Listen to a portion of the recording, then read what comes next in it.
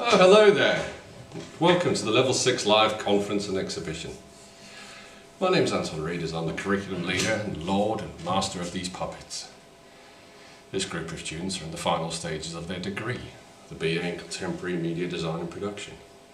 And I must say, this diverse group of individuals have come a long way since they started their course nearly 3 years ago. Originally, the plan was to have this section of the module shown next door at the Parkway Cinema. However, due to obvious recent global events, they've adapted their work so as to share it with you online. So please, sit back, relax, and enjoy the show. There will of course be a Q&A section at the end where we will welcome comments and compliments from you, our audience. Thank you.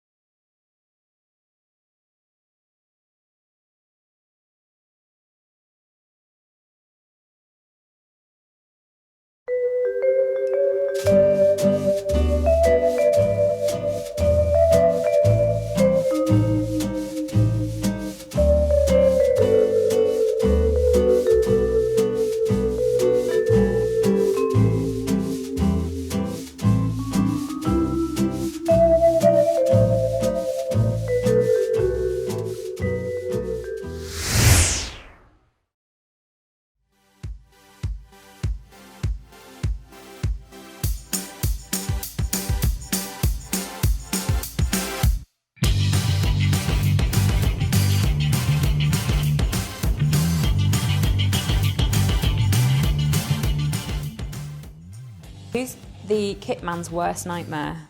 Reef Beck. Who needs a wardrobe makeover? Eric Lehigh. Favourite footballer ever? Jordan Henderson. Who's got the worst taste in music? Steve Barrett. The worst banter? Eric. Favourite movie? War Dogs. Favourite colour? Green. Best player you've ever played with? Riyad Mahrez. Funniest teammate? Josh McGuinness. Messi or Ronaldo? Ronaldo. PlayStation or Xbox? PlayStation. Tea or coffee? Coffee. Best taste in music? Jackson or Easy. Who's the hardest? Big Yori. Favourite position? Striker.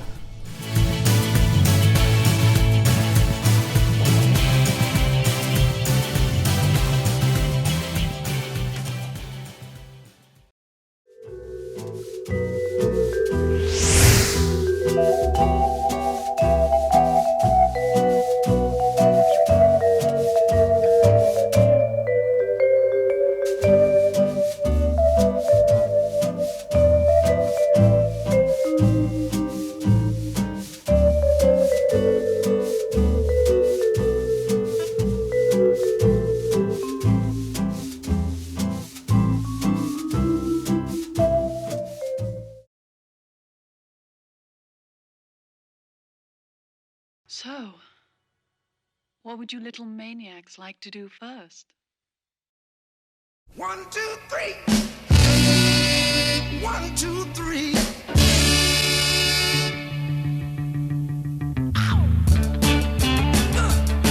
All right.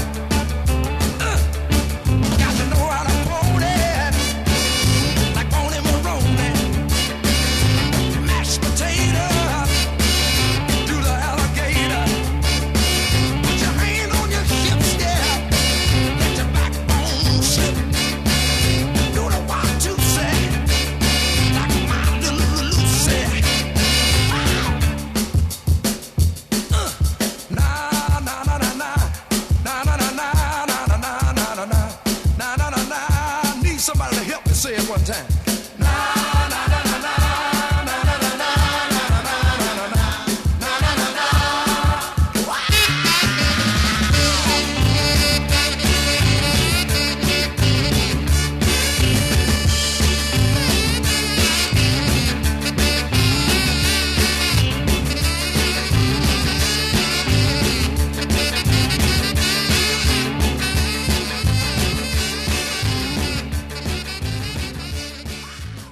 I think it was a dream. Maybe it was a dream, you know? A very weird, bizarre, vivid, erotic, wet, detailed dream.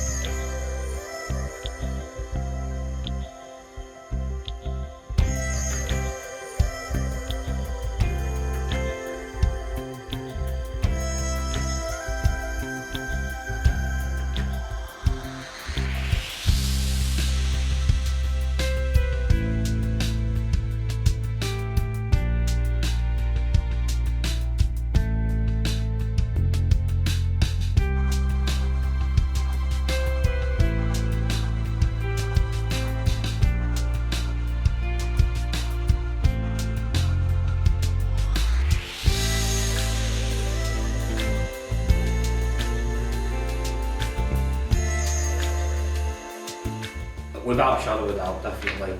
The staff that I have had through my Access course have been very approachable, and if I ever need to speak to them, I can either call them via the college number, email, or speak to them on site, and they're always more than accommodating. I agree completely. I think tutors are just very approachable. They're easy to talk to. They don't, if there's something you're struggling with, they'll help you out and give you a little guide on what you need to do, and they'll just make it a lot easier.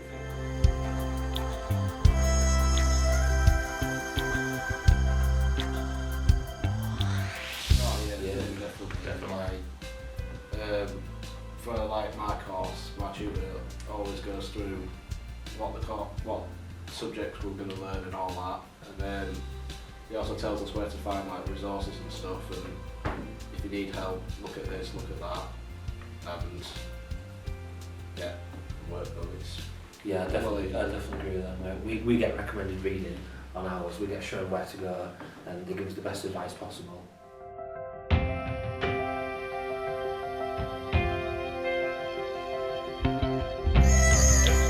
First and second year of college, I noticed that higher education, like students, they had the same colour lanyards as us, and we'd be sat downstairs like playing Uno or something, and they'd be getting like shoved off to class, and they're like, we don't have class, like we just here studying, like, no, you college students, hear the lesson. So they stepped in and they had the lanyards changed for them to yeah. Instead of like, I think it was green last year, wasn't it? Green or black? Green and yeah, black, yeah. It's a lot better, isn't it? Because Yeah. we differentiate between Yeah. FE and HE, and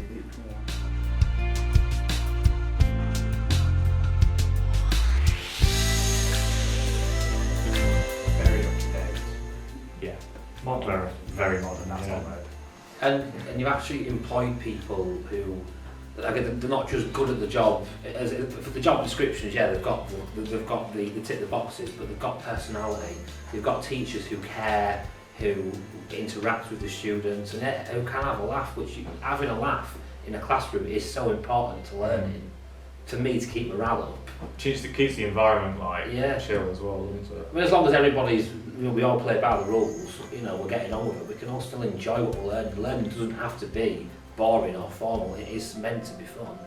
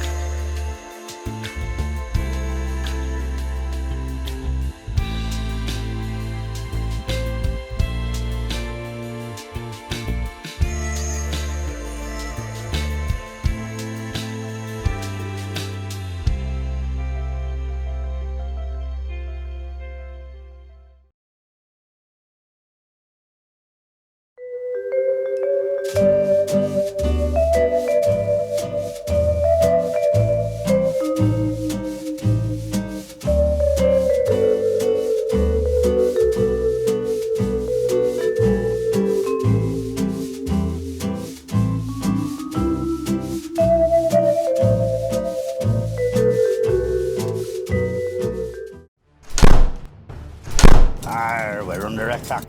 Abandon ship.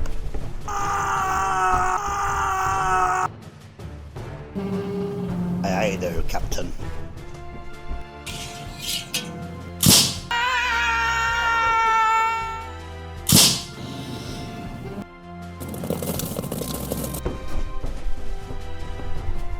Come back here, you mysterious, shadowy figure. Faster, faster.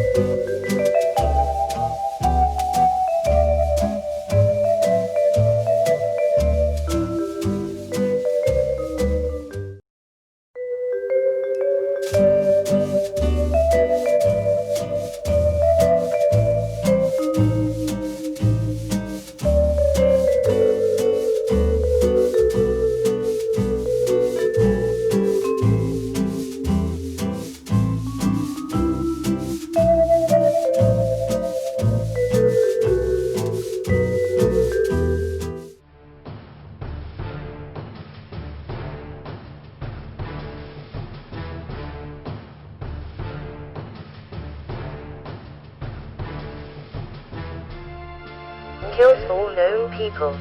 Dead. Dead.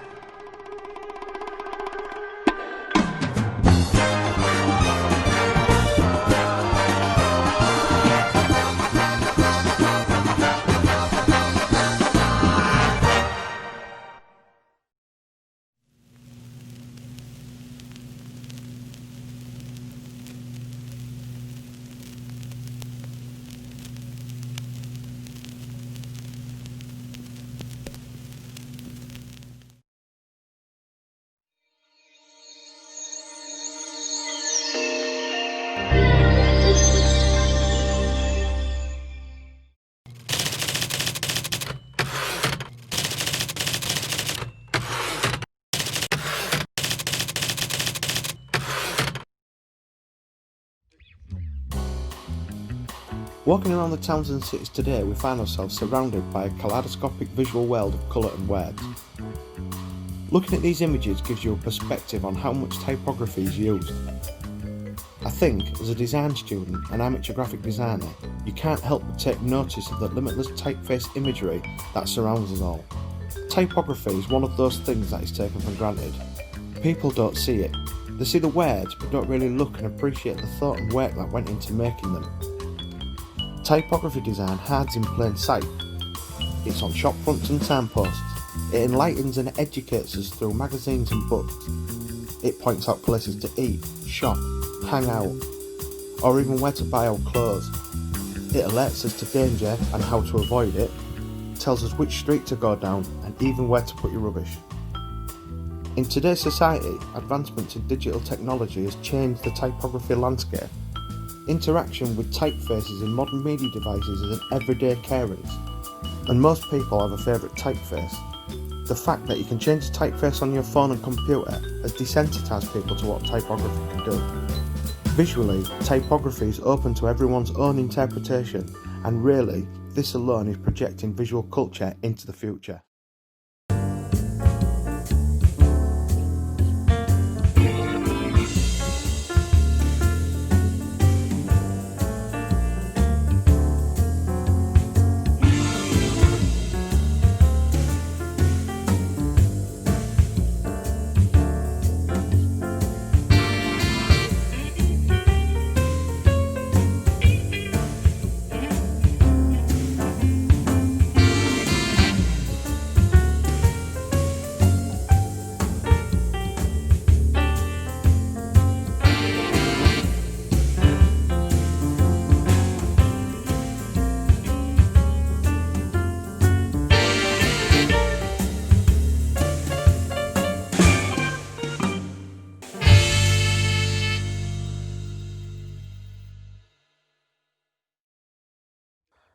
Typography is everywhere.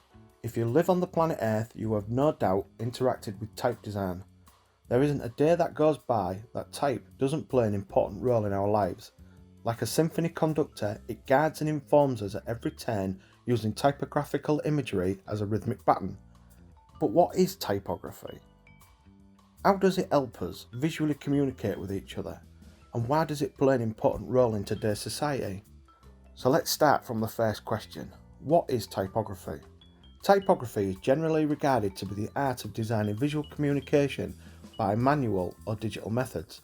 It involves font styles, appearance and structure, which all aim to bring out an emotional response whilst delivering a message to the reader. In short, typography is what brings words to life. Its basic visual forms are made up of letters, numbers and symbols. These three figures are what make up the written language.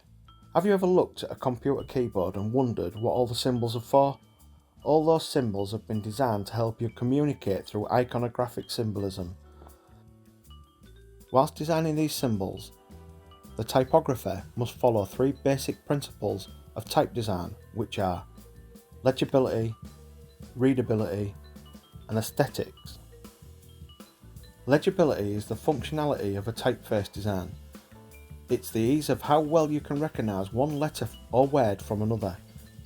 Readability relates to how the typeface is arranged and how easy it is to read when there's a block of text.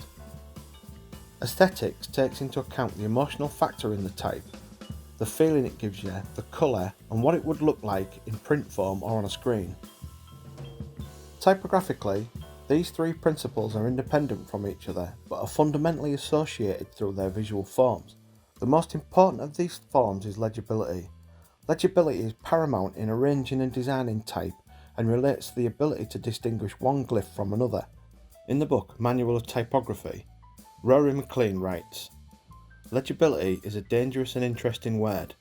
It is dangerous because it is so often used as if it had a definitive or absolute meaning, which it does not have. It is a personal word, neither scientific nor precise. If you say that is legible, you mean only that you can read it. You do not know whether I can." Factors contributing to a typeface's legibility is in the basic makeup of its anatomy. These basic factors include cap height, X height, baseline, descenderline, kerning, leading, type size, stroke, stem, descender, ascender, counter, whether or not it has a serif, uppercase or lowercase. These are only a few factors that make up the anatomy of typography and are there to help the typographer communicate favourably to the viewer and must take precedence in the functionality of typeface design. The second question, how does typography help us visually communicate with each other? There are many ways to explain this, but the power of visual communication has never been more poignant than in the case of Clement Gold, a fruit farming operator in Stellenbosch, South Africa. This company hire people local to the area to pick their fruit plantations.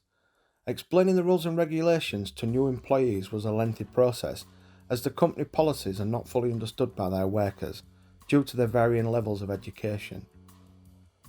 To help in this matter, Clement Gold retained a local lawyer to create something that would help them explain their working policies and procedures, and also help the workforce better understand the contract they were about to sign. The lawyer they hired was Robert De Roy. He came up with a concept that would do both of these things, and this became known as a comic contract. This new picture-based way of visually communicating a contract helped the local workers understand the rules and regulations of the company to great effect, cutting down on induction times and giving the workers the knowledge to fulfil their duties as per their new contract states. Comic contracts are now considered standard practice by Clement Gold and are legally binding in South Africa. With the advancement of digital technology, the role of the typographer has had to evolve, from designing and arranging type only to that more akin of a graphic designer. In fact, most typographers are graphic designers and vice versa. The two very separate design roles have merged together, with most designers utilising both disciplines, with, of course, the exception of a few type foundries that are purely creating new typefaces. For instance, Jonathan Hoffler, the owner of Hoffler & Co. Type Foundry, creates around 3 to 5 new typefaces a year, suggesting that there is a need for new typefaces as design culture changes and expands. The typefaces they are synonymous with are Gotham, Didot and Knockout. Knockout was famously used as the font preference for the Public Theatre in New York. This was used by Paula Scher, a graphic designer who revamped the branding and advertising of the Public Theatre in the early 90s. Gotham was created in 2000 and it first appeared on GQ magazine and is still used to this day. Didot is used in many forms of digital printing, particularly in books and magazines, where an elegant old-fashioned look is desired. To this end, scholarly professionals perennially study typography in great detail and the alphabet in all its forms. Professionals include type designers, epigraphers, paleographers, graphologists, forensic scientists, and linguistics, to name a few. These professionals all share a vested interest in the visual language, as this is needed to disseminate the complex terminology of their own respective fields of expertise. The third question, why does typography play an important role in today's society? This question is an easy one to answer. All you have to do is look around you. We interact with typography from the moment we get up in the morning to the moment we go to bed at night. Today we consume text through one of our many digital media devices. The internet couldn't work without the visual language, and websites would be picture-based, which would make it hard to understand the content. Typography links the viewer and the content together, creating an emotional attachment. But let's take a look at a retail website for instance. Typography can enhance a website's identity. If viewed often enough, the user will subconsciously begin to associate typeface design on the website with the brand. With a good typeface design and a bit of help from graphic design, this will help create a strong user following. It can help to build trust with the user and carry the website's ideologies into the future. Typography has an effect on the way that users interact and understand the text. Visually striking type is much more persuasive than a poorly designed type, as this wouldn't reinforce the message of the text. Well-designed typography can be the difference between someone staying on your website or not. It is important that a website is visually interesting and appealing. Typography can and does play a role in this factor. The ability to read and empower ourselves with knowledge is the one factor that separates us from other animals in the animal kingdom. This is all due to the written word and type design. In today's digital society, the need for typography design is probably more important than we think, and without it, the ability to expand our intellectual selves would be virtually impossible.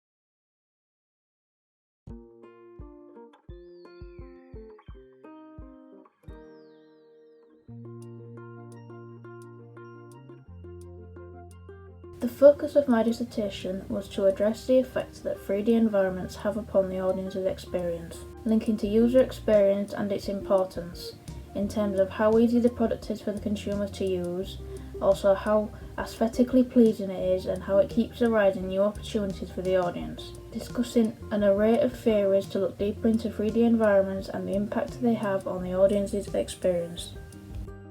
Some of the areas that 3D environments are currently used within are film environments, advertisement, posters, teaching, games, and architecture. Only used to recreate areas that are too dangerous to visit, so for places that can't be visited such as historical areas, different planets, and the seabed. These are across genres and mediums, for instance children's TV. BBC Andy's Adventures are 4 series that uses 3D environments to teach children about the world, travelling back in time to the prehistoric ages and learning about dinosaurs. 3D models were used in Fantastic Beasts and Where to Find Them to create the animals that the protagonist would be interacting with. Lightweight props were made individually for each one. The smaller creatures were made using puppets. The bigger creatures were full-size wireframe puppets that were operated by 4 people. To film the live-action scenes in Avatar, Fusion camera was used to capture an augmented reality view, using multiple sensors to track the movement, to blend the actors through the camera's viewfinder into the environment, bringing the environment to life and merging the audience into the world of Pandora. Here are the results of the findings of my study. 3D environments have a monumental impact on the audience's experience, whether it's from films, virtual reality, companion apps, 3D learning environments.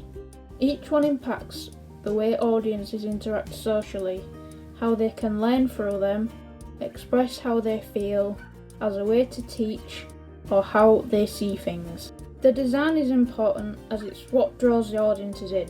A bad design is easily forgettable, not something that production companies want their audiences to feel for their product to become popular, drawing the audience's eye to an array of detail, a range of different styles, each one being unique to its own.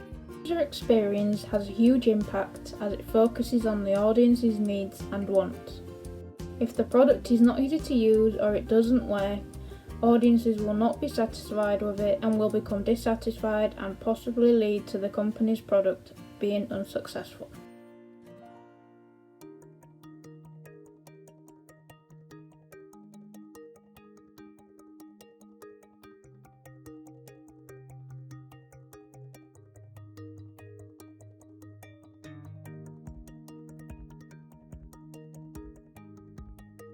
Companion apps are an essential product in which the audiences can interact and get assistance from, opening up more interactive experiences for audiences, digital engagement and interaction.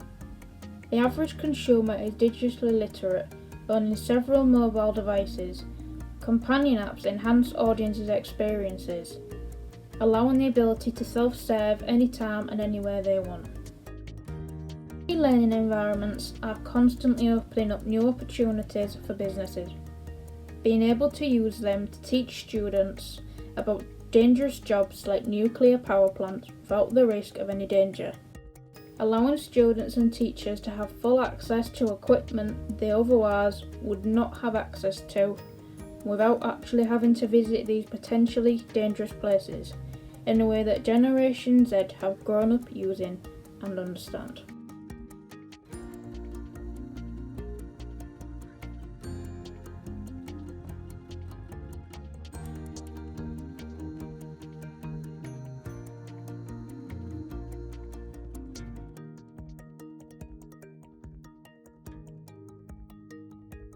The study of the 3D empathy system has proved just how important 3D environments are when given the chance to assist children, to help them to learn and to understand how to socially interact with others.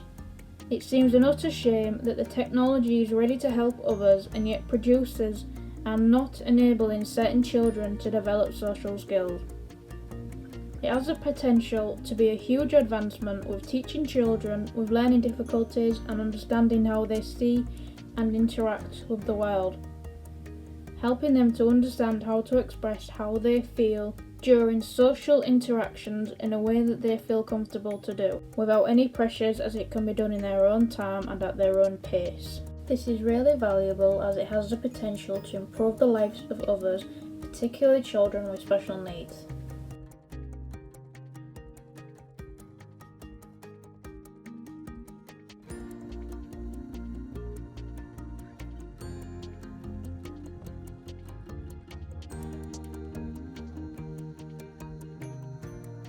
Immersive environments and virtual reality are advancing the way teachers can teach, giving students a chance to experience things they otherwise wouldn't have the chance to, seeing locations they may never get the chance to visit. Its impact on keeping children engaged is amazing, getting them to socialise with other students more and keeping them interested in topics that would usually be taught through textbooks. Its advantage is that students have grown up using technology, therefore they pick it up easily, and it's a way in which they interact with their learning more in a way they understand and enjoy.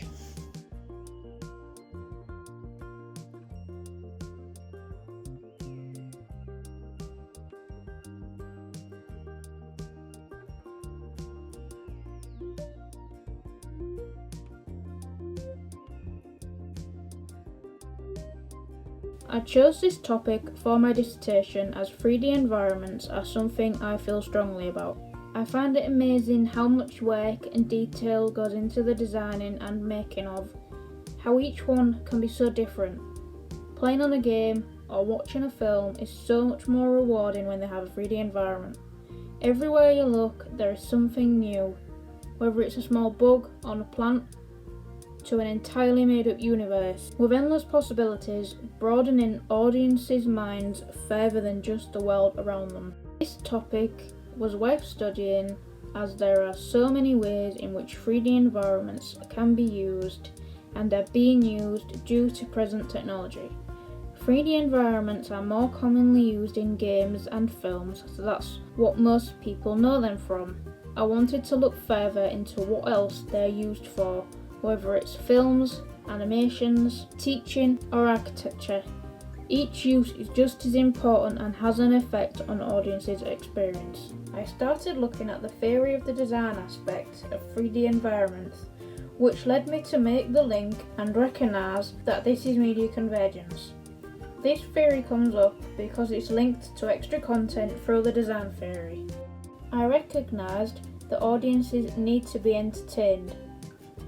Products need to be easy to use and beneficial to them. There are lots of different types of audiences with a range of needs and wants. This theory comes up because it links to the importance of the user experience theory. With the theory, narrative comes up in lots of different elements. This field of study is huge. The need for 3D empathy systems to teach is not fulfilled, but it could be.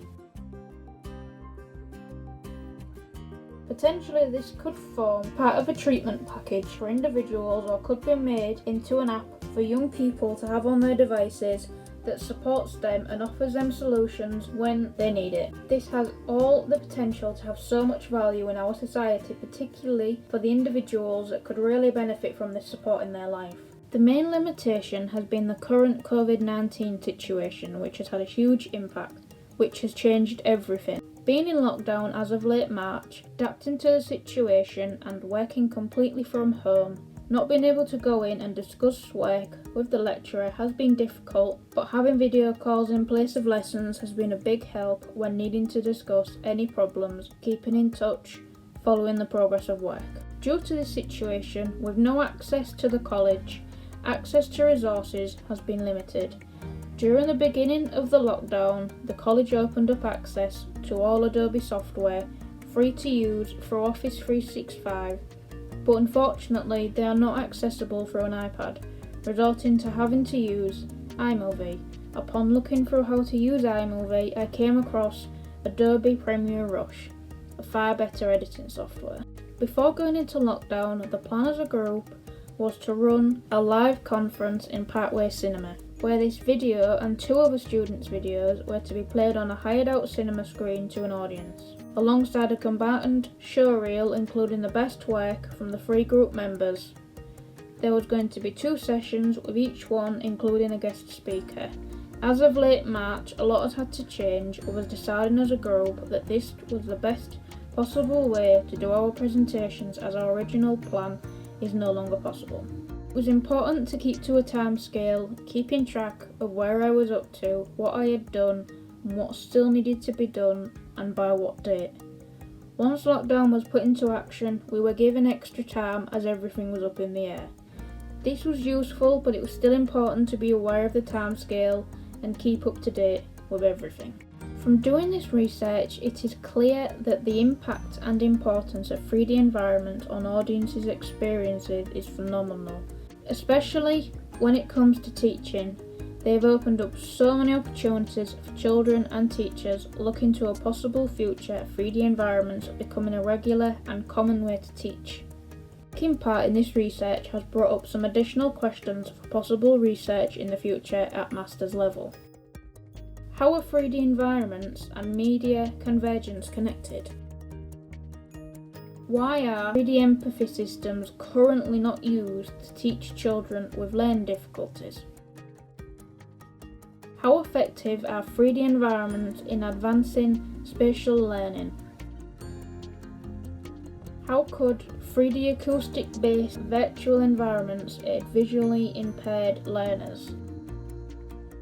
For an extra resource of research, a survey could be done, including a mixture of yes, no questions and some examples of 3D environments. Different types from minimal detail to a lot of detail.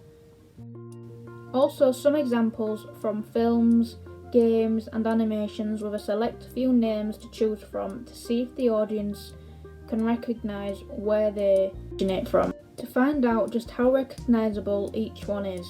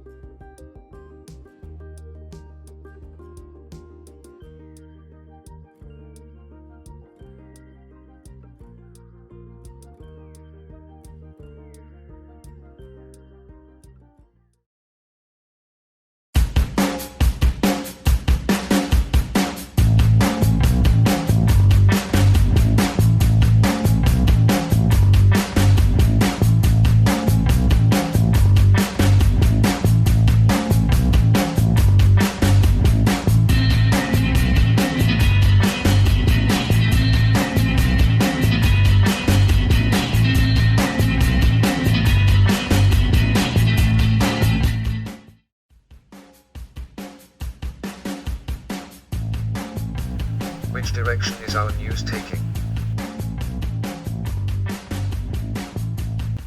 Is there too much news? Up in our faces. Were someone with a camera and a website who started posting film clips of events with a commentary, could they legitimately call themselves a journalist, and their site a news channel? If too many people were to set themselves up in this field, would it affect the quality of journalism?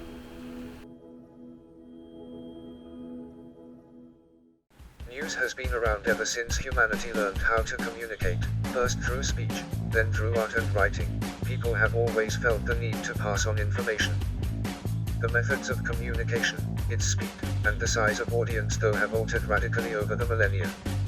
From members of a tribe passing on information about food sources to each other, to the global village where news can be sent to billions of readers almost instantaneously.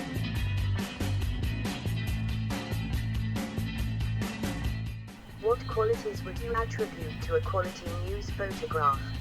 Well researched, factually correct, honest, technically correct, compelling composition, not manipulated apart from general brightness, contrast, and cropping, attention to detail with a unique perspective.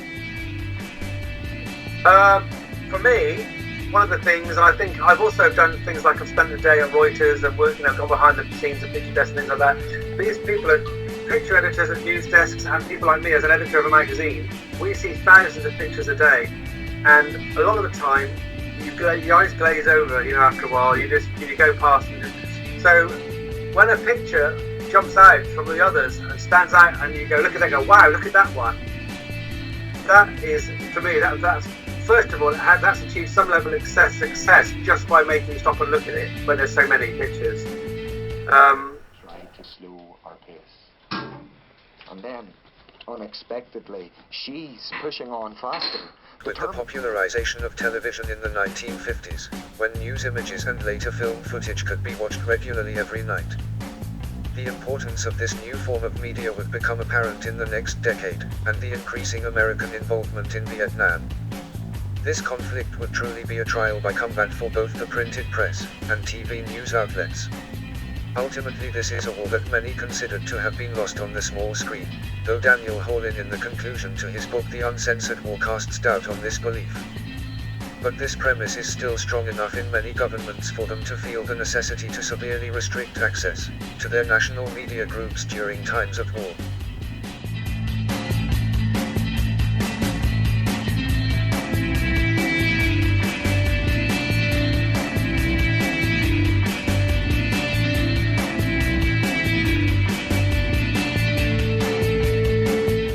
Boundaries is now available to anyone who has the capability 24 hours a day 7 days a week, whether this is through the many TV news channels, radio stations, or on the internet.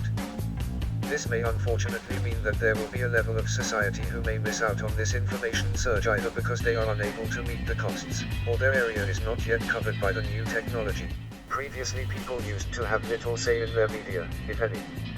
Originally, options were limited to the choice of purchasing a newspaper, or not. When buying a newspaper, the contemporaneous of the news provided depended on whether it was in a morning or evening edition. Were a person to interact with the media, this would be limited to a letter to the editor. In media theory terms, this meant the public were passive, and information in effect was injected directly. This would become known as the hypodermic needle theory. This belief would alter very slowly even with the arrival of radio and moving pictures, because the audience were still being dictated to where and when they received the news. The hypodermic needle theory is also allied with the cultivation theory.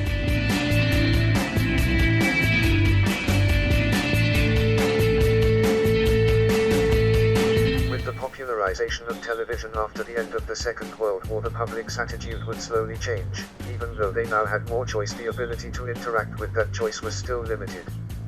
In the latter half of the 20th century, this would change dramatically, beginning with the arrival of satellites. This meant that news stories from around the world could start to be seen live, turning the world, as Marshall McLuhan described, into a global village. During the early 70s, the media theorist Stuart Hall hypothesized the reception theory, which stated that audiences could interpret media messages in one of three ways: dominant, negotiated, or oppositional. This theory no longer saw the audience as passive, but their choices could be influenced by their cultural background.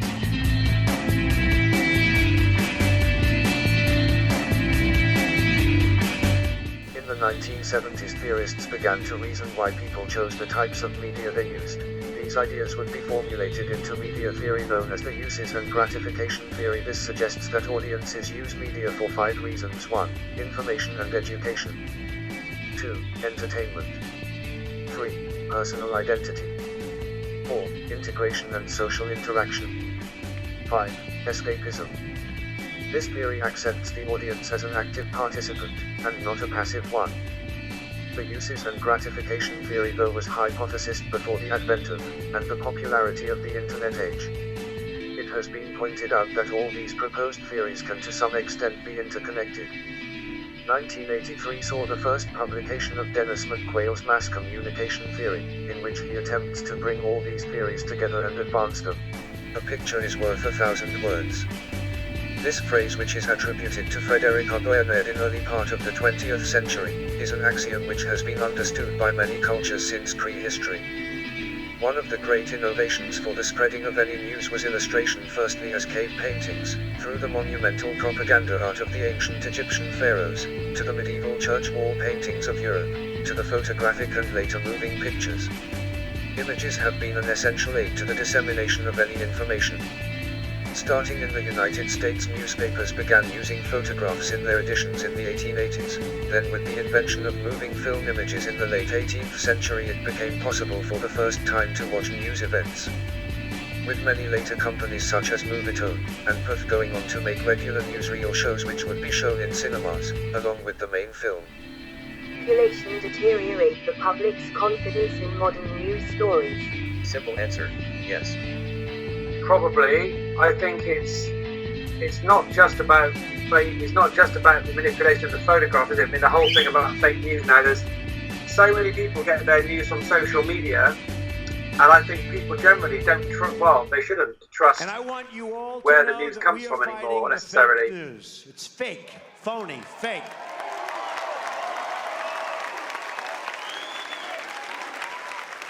A few days ago, I called the fake news the enemy of the people, and they are. They are the enemy of the people. Because they have no sources, they just make them up when there are none. It's fake, phony. They are the enemy of the people. It's fake, phony. How would you combat this deterioration? Would new legislation regarding image manipulation assist the industry? Tough question, but I would like to see values which our photographers have been trained to also use in college and university photography courses across the country. This will help photographers to get a better understanding of the importance of trust within a news photograph. No, I don't really have an answer. It's quite a difficult thing to do when news is now on the internet, and the internet's a global thing. There's very little that one individual country can do, unless you're like North Korea and you ban any outside media and you don't let it in. A lot of the stuff comes from Facebook, which is an American company, and the people on Facebook, not even just in America, all over the world. Even in America, they, obviously we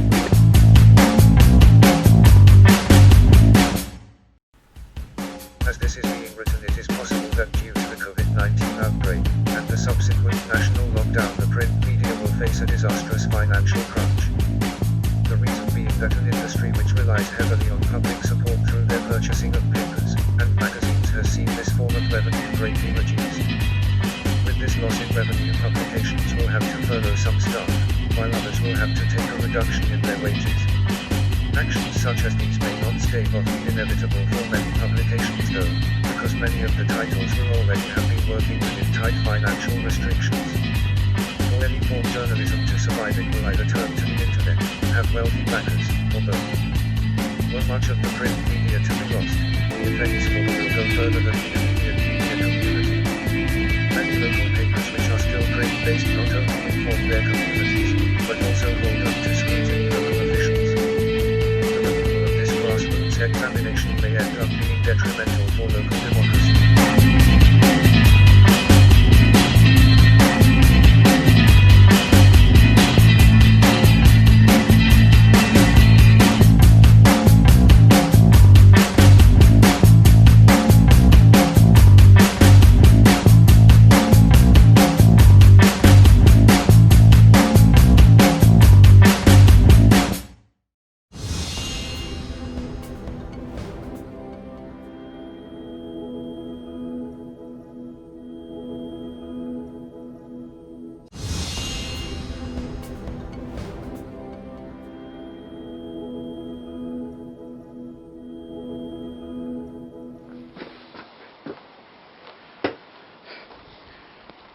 The research carried out by this reporter, which cannot be considered conclusive, has shown that there is already a growing distrust between the media and its audience.